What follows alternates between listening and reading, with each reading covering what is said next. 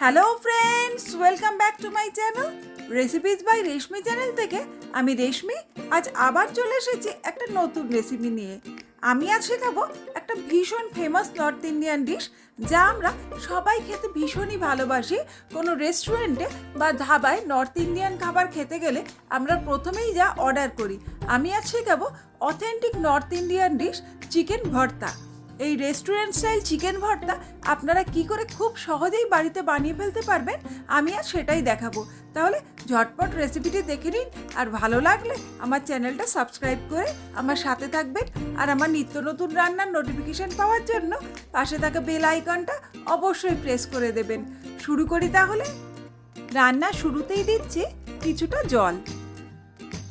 জলের মধ্যে দিচ্ছি একটা তেজপাতা, এক টুকরো দারচিনি, হাফ চা চামচ আদা বাটা, হাফ চা চামচ রসুন বাটা। এবার দিচ্ছি চিকেন। এখানে আমি দুটো বনলেস ব্রেস্ট পিস নিয়ে টুকরো করে কেটে নিয়েছি। আপনারা চাইলে উইথ বোন চিকেন পিসও ইউজ করতে পারেন। এবার চিকেনটাকে ভালো করে সেদ্ধ করে নেব। এখানে আমি শুধু চিকেন সেদ্ধ করলাম না, তার কারণ শুধু চিকেন সেদ্ধ করলে অনেক সময় একটা গন্ধ হয়, সেই জন্য আদা বাটা, রসুন বাটা, তেজপাতা আর দারচিনি দিয়ে সেদ্ধ করলাম।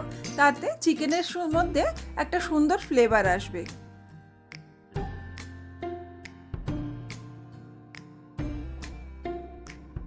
পাঁচ সাত মিনিট ফোটার পর চিকেনগুলো ভালো মতোই সেদ্ধ হয়ে গেছে। এবার একটা বাটির মধ্যে তুলে নিচ্ছি।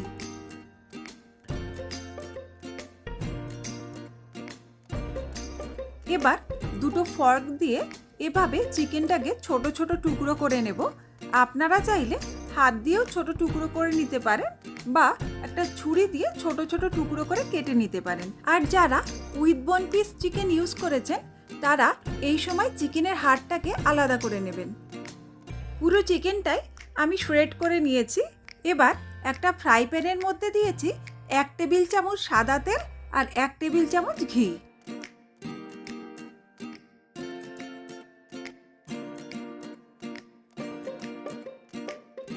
তেল গরম হয়ে গেছে। এবার দিচ্ছি একটা 2 ইঞ্চি মাপের দারচিনি, দুটো ছোট এলাচ, একটা বড় এলাচ, একটা গোটা শুকনো লঙ্কা, 1 চা চামচ গোটা জিরা।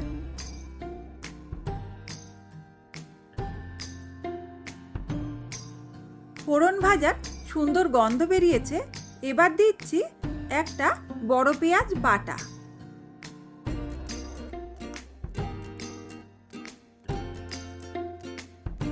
পেঁয়াজটাকে ভালো করে কষিয়ে নিতে হবে।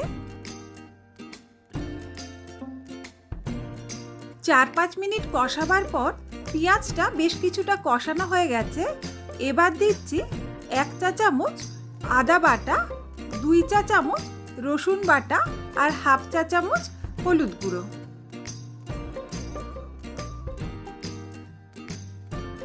এই সময় ওভেনটাকে লো হিটে রেখে আদা রসুনের কাঁচা গন্ধ না যাওয়া পর্যন্ত ভালো করে কষিয়ে নিতে হবে।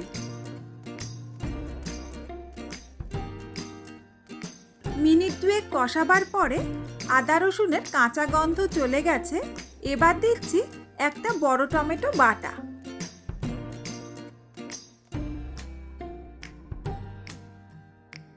এবার টমেটোটাকে মশলার সাথে ভালো করে মিশিয়ে বারবার নাড়াচাড়া করে পুরো মশলাটাকে ভালো করে কষিয়ে নিতে হবে।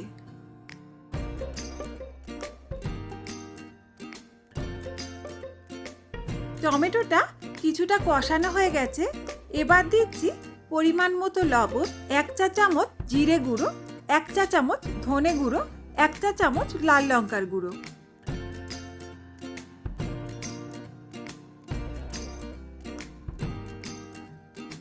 পুরো মশলাটা ভালো করে কষিয়ে নিচ্ছি।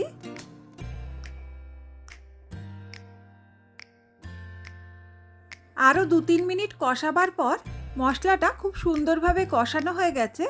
এবার শ্রেডেড চিকেনগুলো এর মধ্যে দিয়ে দিচ্ছি।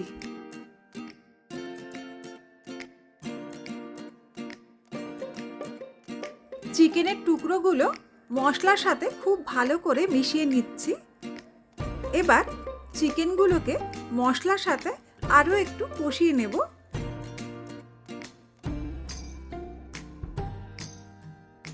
আরও 2-3 মিনিট কষাবার পর এবার দিচ্ছি কাজু বাদাম বাটা।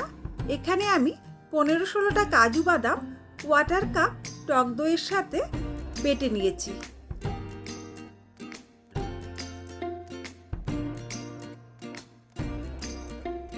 এবার ওভেনটাকে লো হিটে রেখে কাজু বাদাম বাটা আর টক দইটা ভালো করে কষিয়ে নিতে হবে।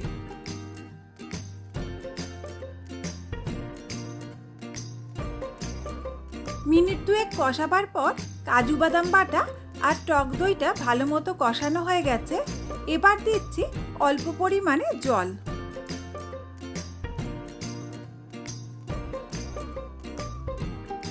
জলটা মশলার সাথে ভালো করে মিশিয়ে দিচ্ছি।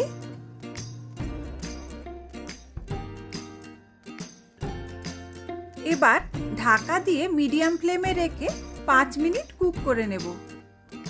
5 মিনিট বাদে ঢাকনাটা খুলে দিলাম। ভালো করে একবার নাড়াচাড়া করে দিচ্ছি।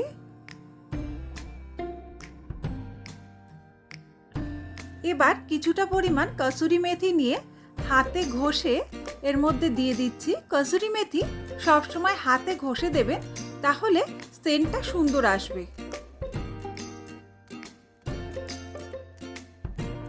কসুরি মেথিটা ভালো করে মিশিয়ে দিচ্ছি।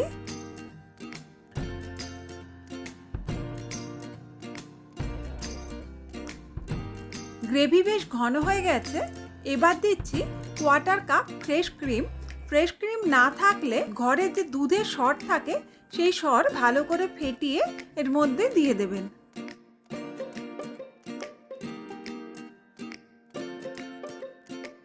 এই সময় ওভেনটাকে লো হিটে রেখে ভালো করে নাড়াচাড়া করে ফ্রেশ ক্রিমটা পুরো রান্নাটার সাথে মিশিয়ে দিতে হবে। এবার দিচ্ছি কিছুটা ধনেপাতা কুচি আর দিচ্ছি 2টো টুকরো করে কাটা সেদ্ধ ডিম।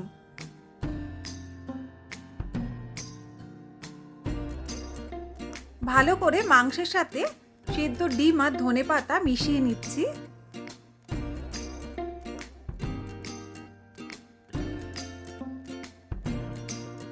চিকেন ভর্তা অলমোস্ট ডান। এবার দিচ্ছি 1 চামচ বাটার।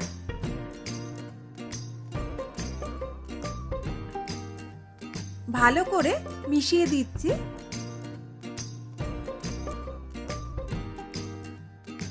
এবার ওভেনটাকে অফ করে ওপর থেকে ছড়িয়ে দিচ্ছি 1/2 চা চামচ গরম মশলা গুঁড়ো। ভালো করে পুরো ডিশটার সাথে গরম মশলার গুঁড়োটা মিশিয়ে দিচ্ছি, যাতে গরম মশলার গন্ধটা পুরো রান্নাটার মধ্যে খুব সুন্দরভাবে ঢুকে যায়। আমার রেস্টুরেন্ট স্টাইল চিকেন ভর্তা ডান। আমার রেস্টুরেন্ট স্টাইল চিকেন ভর্তা রেডি অ্যান্ড সার্ভড। তাহলে আপনারাও ঝটপট বাড়িতে বানিয়ে ফেলুন আর আমাকে কমেন্টে জানান কেমন লাগলো। আজ তাহলে টাটা, সবাই খুব ভালো থাকবেন।